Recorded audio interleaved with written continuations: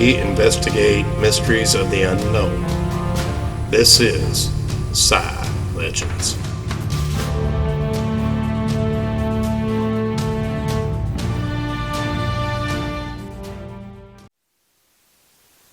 Well, good morning. Today's subject we're going to be talking about is a little bit sensitive, as in there's some sensitive photos in it. Viewer discretion is advised. Today's subject is about spontaneous human combustion, or SHC as they call it. And how is it even possible that a human body can catch fire and not affect the surroundings without any visible trace of external ignition device? We're about to find out.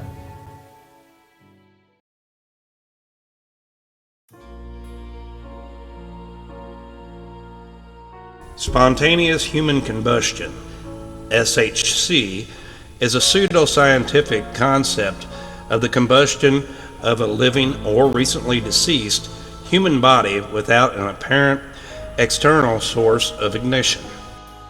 In addition to reported cases, descriptions of the alleged phenomenon appear in literature, and both types have been observed to share common characteristics in terms of circumstances and the remains of the victim. Scientific investigations have attempted to analyze reported instances of SHC and have resulted in hypotheses regarding potential causes and mechanisms, including victim behavior, habits, alcohol consumption, and proximity to potential sources of ignition, as well as behavior of fires that consume melted fats. Natural explanations as well as unverified natural phenomenon have been proposed to explain reports of SHC. Current scientific consensus is that purported cases of SHC involve overlooked external sources of ignition. An extensive 2-year research project involving 30 historical cases of alleged SHC was conducted in 1984 by science investigator Joe Nickel and forensic analysis John F. Fisher. Their lengthy 2-year part report was published in the Journal of International Association of Arson Investigation, as well as part of a book. Nickel has written frequently on the subject, appeared on television documentaries, conducted additional research, and lectured at the New York State Academy of Fire Science at Montour Falls, New York, as a guest instructor. Nickel and Fisher's investigation, which looked at cases in the 18th, 19th, and 20th centuries, showed that the burned bodies were close to plausible sources for ignition: candles, lamps, fireplaces, and so on. Such sources were often omitted from published accounts of these incidents, presumably to deepen the aura of mystery surrounding an apparently spontaneous death. The investigations also found that there was a correlation between alleged SHC deaths and the victim's intoxication or other forms of incapacitation, which could conceivably have caused them to be careless and unable to respond properly to an accident. Where the destruction of the body was not particularly extensive, a primary source of combustible fuel could plausibly have been the victim's clothing or a covering such as a blanket or comforter. However, where the destruction was extensive, additional fuel sources were involved, such as chair stuffing, floor coverings, the flooring itself, and the like. The investigators described how such materials helped to retain melted fat, which caused more of the body to be burned and destroyed, yielding still more liquefied fat, in a cyclic process known as the wick effect or the candle effect. The wick effect is a partial or total destruction of the human body by fire. When the clothing of the victim soaks up melted human fat and acts like the wick of a candle. The wick effect is a phenomenon that is found to occur under certain conditions and has been thoroughly observed. It is one commonly offered explanation for the alleged phenomenon of spontaneous human combustion. According to Nickel and Fisher's investigation, nearby objects often remained undamaged because fire tends to burn upward, but burns laterally with some difficulty. The fires in question are relatively small, achieving considerable destruction by the wick effect, and relatively nearby objects may not be close enough to catch fire themselves, much as one can closely approach a modest campfire without burning. As with other mysteries, Nickel and Fisher cautioned against single simplistic explanation for all unusual burning deaths, but rather urged investigating on an individual basis. Neurologist Stephen Novella has said that skepticism about spontaneous human combustion is now bleeding over into becoming popular skepticism about spontaneous combustion. A 2002 study by Angie M. Christensen of the University of Tennessee cremated both healthy and osteoporotic samples of human bone and compared the resulting color changes and fragmentation. The study found that osteoporotic bone samples consistently displayed more discoloration and a greater degree of fragmentation than healthy ones. The same study found that when human tissue is burnt, the resulting flame produces a small amount of heat, indicating that fire is unlikely to spread from burning tissue. The scientific consensus is that incidents which might appear as spontaneous combustion did in fact have an external source of ignition, and that spontaneous human combustion without an external ignition source is extremely impossible. Pseudoscientific hypotheses have been presented which attempt to explain how SHC might occur without an external flame source. Benjamin Radford, science writer and deputy editor of the science magazine Skeptical Inquirer, cast doubt on the plausibility of spontaneous human combustion.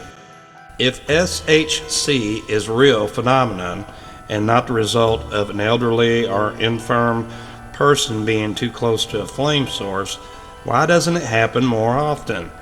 There are 5 billion people in the world as of 1987, and yet we don't see reports of people bursting into flame while walking down the street, attending football games, or sipping on a coffee at Starbucks. Earlier theories was that the body may have been caught fire by ball lightning. Ball lightning has been rumored to enter into houses, through windows, through doors, as a glowing ball of plasma energy, which carries the same voltage as lightning. But here recently, scientists have said that such a theory of ball lightning doesn't exist. But I want to tell you an interesting story that happened to me when I was a child. When I was a boy of about 10 years old, my house had a garage that was adjacent to it that my dad ran electric lines to. There was 3 lines. He had his positive, his neutral, and his ground. And he ran it from the side of the house where there was a porch that had wrought iron railings around it.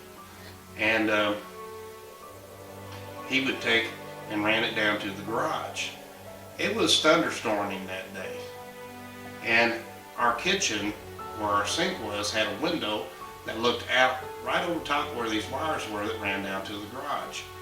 Well, I noticed on one of the wires when I was at the sink, I don't know why I was at the sink, but I noticed a blue glow of light, which I thought was so weird, because it wasn't a bright blue, it was very faint blue glow of light. It seemed to be a ball sitting on top of one of these wires. And as I watched it, it seemed like it would roll. and it was getting closer and closer to the house where the railing was. And as soon as it hit the railing, it exploded. And a large flash, and a large clap. And it actually did damage to that railing. Now, if that wasn't ball lightning that I had witnessed, I don't know what else it could have been. Is there anything you could think of? Please let me know in the remarks down below. But enough with the human combustion theory here. I want to take you on to a place that I loved very much visiting, and I'd love to go back. This is another SIGH short, which aired several years back. This is the Myrtles Plantation. On October 3rd, 2003, Mike and Linda Flickner visited the Myrtles Plantation in St. Francisville, Louisiana. We had booked the Fannie Williams room, which turns out to be one of the most haunted rooms on the plantation. We arrived at the Myrtles about 30 minutes late, and I was concerned that we may not get in, even though we had a reservation. When we pulled up, we noticed a light in the front of the house, which we found out later was the parlor. The light looked as if it were coming from a television, so I went into the front door and knocked. As soon as I knocked, it looked as though someone had gotten up off of a couch and started to walk to the hallway to answer the door, but no one came to answer. This really upset me, so I went back to the car and I told Linda that I could not believe that being 30 minutes late and they are not going to let us in. I had decided to walk to the back of the house to see if I could get someone to answer. When I got to the back, I noticed a gift shop that had a note taped on the door that said, "Sorry we missed you," and there was a key taped to the note with directions to our room. It looked as though we were the only ones spending the night, at least for a while. So I went back to the car and got our bags, and we entered the house. When we entered the house, the air felt very heavy, and there was a sweet smell of flowers, not uncommon for haunted places. Our room was upstairs to the right. The house itself is over 200 years old, and any movement on the floorboards can be felt and heard throughout the house. We were alone in the house for about 4 hours, until another couple came and stayed across the hall from us. Not much in the way of paranormal happened this night. The closet door rattled a couple of times, but when investigated, nothing was there. This could have been due to the movement from the other couple across the hall. In the morning, we got up and went downstairs for breakfast in the gift shop. This was very good, and we asked about the caretaker that would not let us in the previous evening. We found out that at the time, we were the only ones on the property, and there is no television in the parlor. We told our host of the incident and was told that the caretaker, firemen, and local police will not even enter the building after dark. The Myrtles has no phones, TV, or radios, so when you are there, it's definitely quiet. Our stay was not an investigation, although I do think that we saw a ghost. We do plan for SIGH to do an investigation here in the future. I do think that the Myrtles is haunted, and if you ever get a chance to get down this way, it is very worth your while to check it out. Possibly the most well-known of the Myrtles' supposed ghosts, Chloe, or Chloe, was reportedly a slave owned by Clark and Sarah Woodruff. According to one legend, Clark Woodruff had pressured or forced Chloe into being his mistress. Other versions of the legend have Chloe listening in keyholes to learn the news of Clark Woodruff's business dealings or for other purposes. After being caught either by Clark or Sarah Woodruff, one of her ears was cut off and she wore a green turban to hide it. Chloe supposedly baked a cake containing extract of boiled and reduced oleander leaves, which are extremely poisonous. The various legends diverge as to why she did this. A housemaid who was getting the favor of the mistress was a suspect, and some saying she was getting revenge on the Woodruffs, and some saying she was attempting to redeem her position by curing the family of the poisoning. According to the legends, her plan backfired. Only Sarah and her 2 daughters ate the cake, and all died from the poison. Chloe was then supposedly hung by the other slaves and thrown into the Mississippi River, either as punishment or to escape punishment by the Clark Woodruff for harboring her. The historical record does not support this legend. There is no record of the Woodruffs owning a slave named Chloe or Cleo or any slaves. The legends usually claim that Sarah and her daughters were poisoned, but Mary Octavia survived well into adulthood.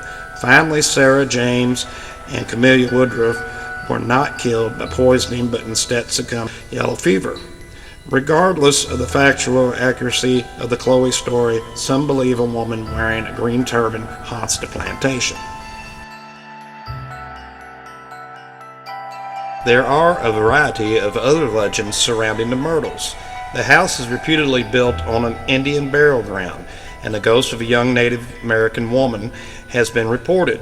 During the Civil War, the house was ransacked by Union soldiers, and legend claims that 3 were killed in the house. Supposedly, there is a blood stain in a doorway roughly the size of a human body that will not or would not come clean. Other legends say that cleaners have been unable to push their mop or broom into the space. A mirror located in the house supposedly holds the spirits of Sarah Woodruff and 2 of her children. According to custom, mirrors are covered after death, but legend says that after the poisoning of the Woodruffs, this particular mirror was overlooked.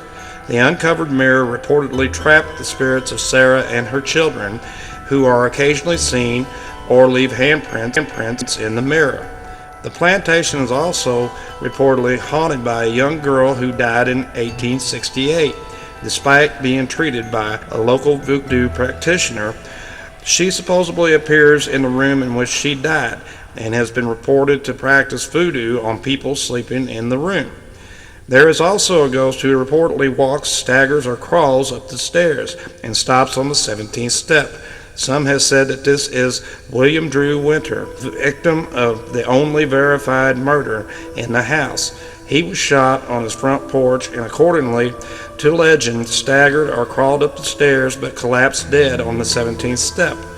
Alternate versions of his murder claim he managed to crawl up the stairs and collapsed in his wife's arms on the 17th step. However, this version of the story is contested.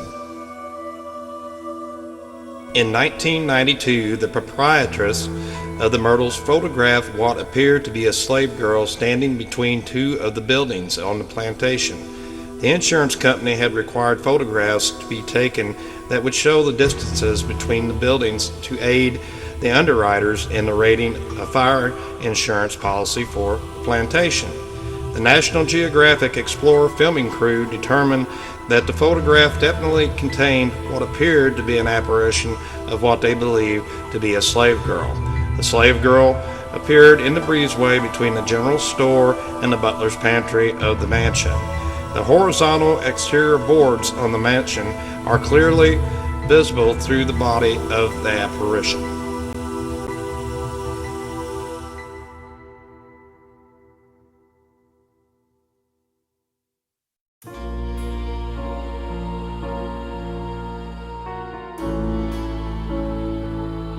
In this pic, do you see the young girl dressed in antebellum clothing who appears to be peering out of the large window? She is standing in the window to the left of the white rocking chair. The young girl appears to be looking directly into the camera. Her eyes, hair, and dress are clearly visible in the photograph, but what remains unclear is who is this girl and how did she get there? She is referred to as the ghost girl of the Myrtles plantation.